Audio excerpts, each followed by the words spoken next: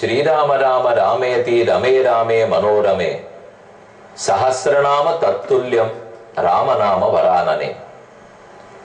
ராமனுடைய திருநாமங்கள் உலகெங்கும் ஓதப்படுகின்றன. தாசரதி, இக்ஷ்வாகு குலதனம், ராமன், ராகவன் என்று ராமனுக்கு எத்தனையோ திருநாமங்கள். இந்த ராமனை பாடியவர்களில் தலைவர் வால்மீகி. பின்னால் எத்தனை கவிஞர்கள் ராம பிரபாவத்தையே பாடியுள்ளார்கள். நாம் வாழ்ந்திருக்கும் இந்த காலத்துக்கு வெகு சமீபத்தில் வாழ்ந்தவர் சங்கீத மும்மூர்த்திகளுள் ஒருத்தர் தியாகராஜ சுவாமி. அவரோடு சேர்ந்து ராமன் ஒரு இடத்தில் எழுந்துள்ளி இருக்கிறார். அவர்கள் மட்டுமல்லாமல் நீண்ட நெடிய 21 அடி ஆஞ்சநேயர் அவரும் எழுந்துள்ளி இருக்கிறார். வேறெங்கும் இல்லை. சென்னைக்கு அருகே மாதவரம். மாதவரம் புதிய பேருந்து நிலையத்துக்கு பின்புறம் கரிவரதராஜ பெருமாள் சன்னதி. அந்த கோயிலின் முகப்பில் தான் வாயிலில் 21 அடி உயரத்துக்கு ஆஞ்சநேய சுவாமி உள்ளார்.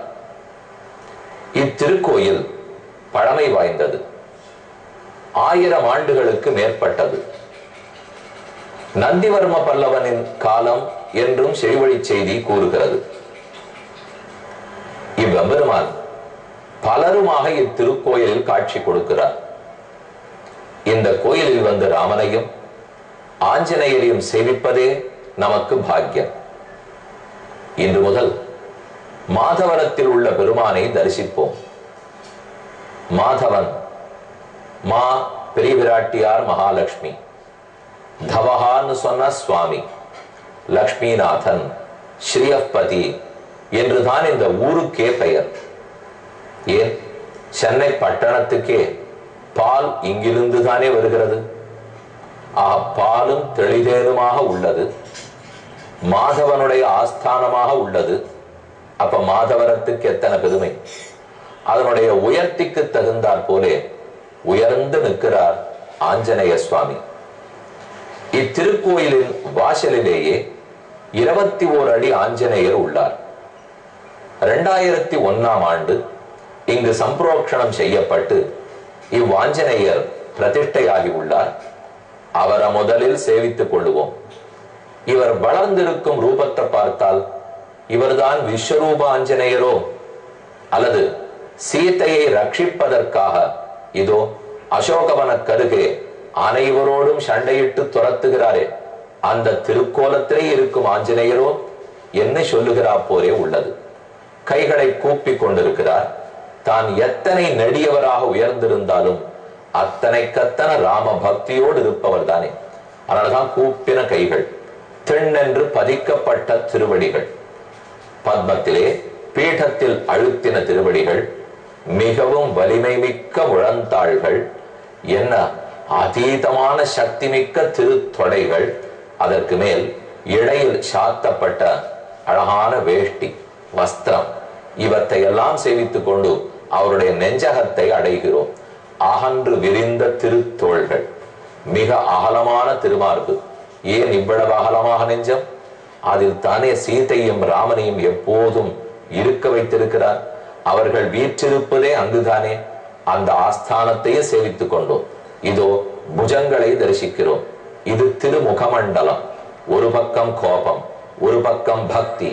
கோபம் அரக்கர்கள் பேரில், பக்தி அருகில் அமர்ந்திருக்கும் சீதையின் பேரில்.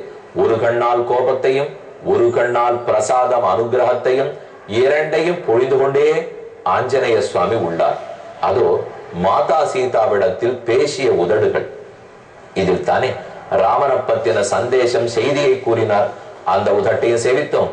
அதே உதடுகள் தான் ஜெயத்ததிபலோ ராமஹா, ராமன் ஜெயிக்கிறான், லக்ஷ்மணன் ஜெயிக்கிறான், ராஜா சுக்ரீவன் ஜெயிக்கிறான் என்று தோள் தட்டின திருத்தோள்கள். ரொம்ப ஆச்சரியமான தலையிலே சாத்தப்பட்ட அற்புத ஆபரணங்கள். இவ்வளவு உயரமானவர். என்ன 21 அடின்னு பார்க்கிறோமா?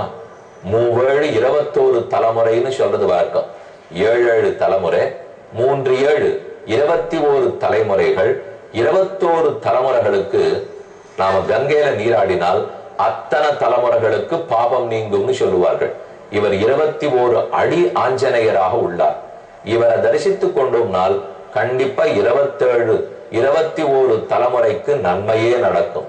21 அடி நம்மோட சேர்ந்த 7 ஜென்மம், அதாவது 7 தலைமுறைகள்.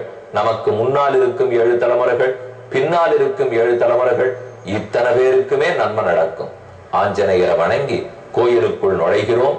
ஆச்சரியமான ராஜகோபுரம் நம்மை வரவேற்கிறது. 3 நிலைகளில் உள்ள ராஜகோபுரம், பலிபீடம், பக்கத்தில் துவஜஸ்தம்பம். துவஜஸ்தம்பத்திலே சங்கம், சக்கரம், கருடன் ஆகிய அனைவரையும் தரிசித்துக் கொள்கிறோம். தனி சன்னதி, கருடாழ்வாருக்கு தனி சன்னதி. கரி வரதராஜ பெருமான் என்னால் ஹஸ்திகிரி வரதராஜ பெருமான் அர்த்தம். கரீன யானை, வரதராஜன் கேட்பவர்கள் கேட்கும் வரத்தை கொடுப்பவன், வேழமலையான், பேரருளாளன், வரதராஜன், தேவராஜன்.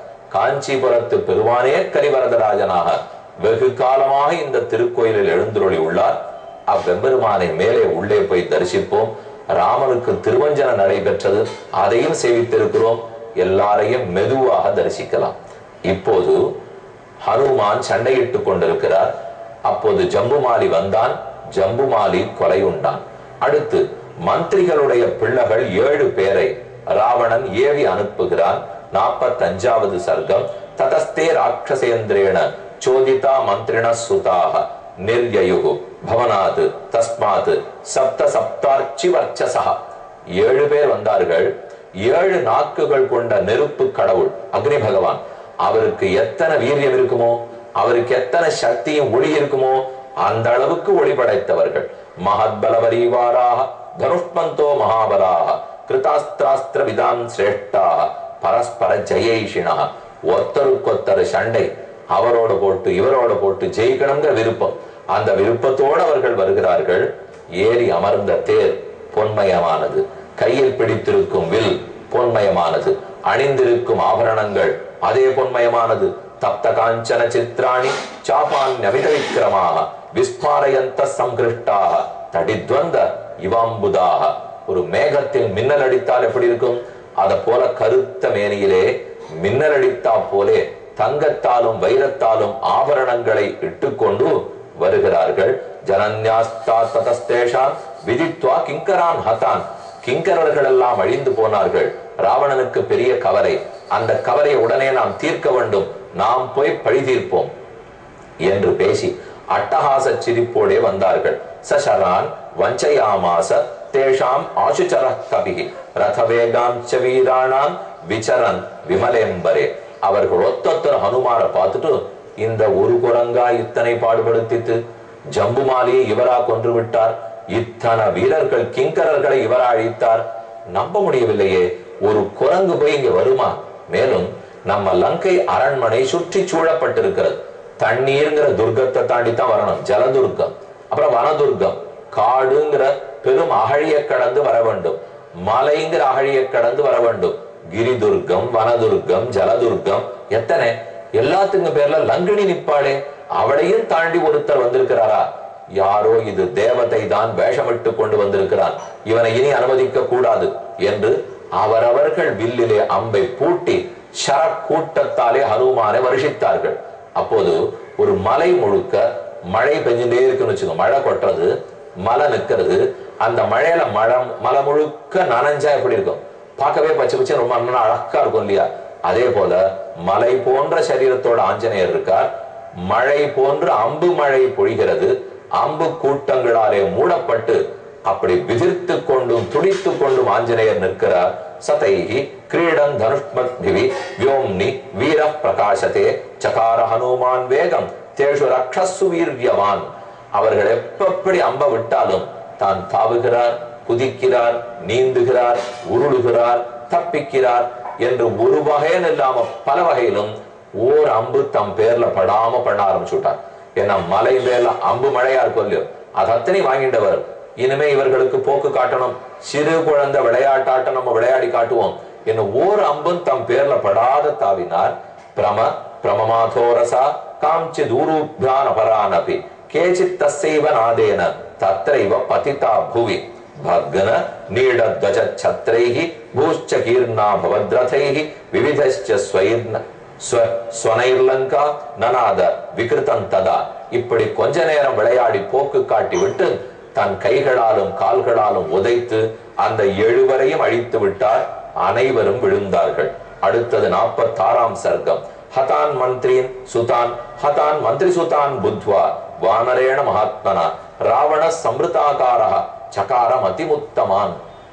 சிறந்த மந்திரிகள், அவர்களுடைய மகன்கள் இறந்து போனார்கள்னு தெரிஞ்சு ராவணனுக்கு ஒரு பக்கம் என்ன இப்படி நடக்கிறது என்கிற சோகம், இன்னொரு பக்கம் அவர்களை விட்டேனா பார் என்கிற கோபம், வெறித்தனமான கோபம். ஆகவே அடுத்த 5 சேனாபதிகள் ஒத்தொத்தரும் யமனுக்கு ஒத்தவர்கள், அவ்வளவு பெரிய வீரர்கள். அவர்கள் 5வரையும் கண் ஜாடையாலே ஏவினான். 5 பேர் ஆர் ச விரூபாக்ஷ யூபாக்ஷௌ துர்தர்ஷஞ்சைவ ராட்சசம் பிரகசம் பாசகர்ணஞ்ச பஞ்சசேனாக்ர நாயகான். 5 பேர் பேர் சொல்றார். விரூபாக்ஷன், யூபாக்ஷன், துர்தர்ஷன், பிரகசன், பாசகர்ணன். சந்தி தேச தசக்ரீவா வீரான் நயவிரசாரதான். அவர்கள் 5வருக்கும் ஜாகிரதப்படுத்துறார் ராவணன்.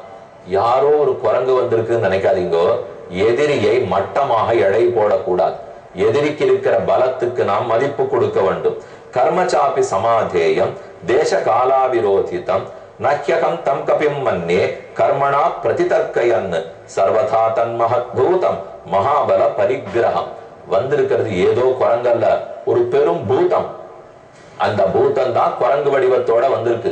சாதாரண குரங்கு நினைச்சு தள்ளிட வேண்டாம். எப்பவுமே எதிரியை தவறாக எடை போடவும் கூடாது. எனக்கு ஏற்கனவே சில வானரங்களை தெரியும். அவர் பேர் சொல்றார். நான் ஏற்கனவே பார்த்திருக்கேன்.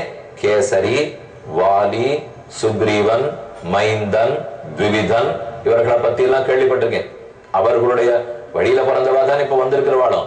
அப்ப ராவணன் ஞாபகப்படுத்திக்கிறார். எனக்கு வாலி தெரியும், சுக்ரீவன் தெரியும், மைந்தன் த்விவிதன் தெரியும், நீலன் தெரியும், நலன் தெரியும். அவர்கள்லாம் ரொம்ப பெரிய வீரர்கள். அந்த வீரர்களுக்கு தகுந்த வீரர்கள் பூமியில பார்க்க முடியாது. அதனாலே அதோ குரங்குங்கிறதுக்காக தப்பா நினைச்சிட வேண்டாம்.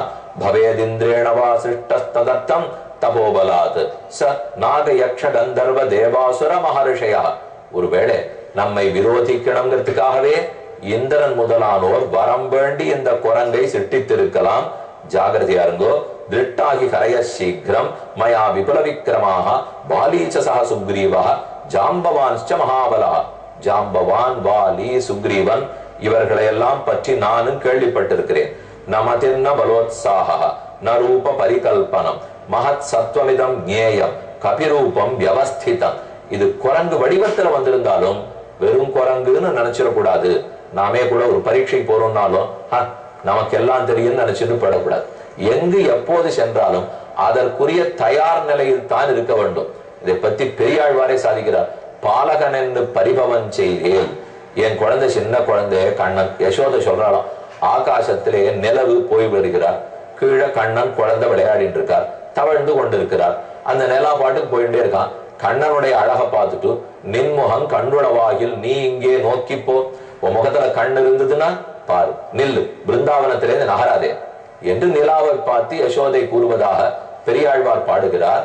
அப்ப நிலா கொஞ்சம் கேலியா நடிச்சுதான். எத்தனையோ குழந்தைகள் ஊர்ல தவழும் விளையாடும், இதெல்லாம் நாம பார்த்துட்டு இருக்க முடியுமா? இவன் பாலகன் ஆயிற்றே என்று நினைத்தது. அப்ப யசோத பதில் சொல்றாராம். பாலகன் என்று பரிபவம் செய்யேல் சிறுமையின் வார்த்ததன்னை மாவலியடை சென்று கேள். இவன் சின்ன குழந்தையா வந்து என்ன பாடுபடுத்தினாலும் மகாபலியின் இடத்துல கேளு. வாமனமூர்த்தியா வந்து 3 அடி மண் வேண்டி கடைசியில் அனைத்தையும் இழந்தானே மகாபலி. சின்னவன் இணையவன் நினைக்க கூடாது. அவரவர்களுக்குள்ள எந்த ஆற்றலும் இருக்கலாம், எத்தனை அறிவும் இருக்கலாம்.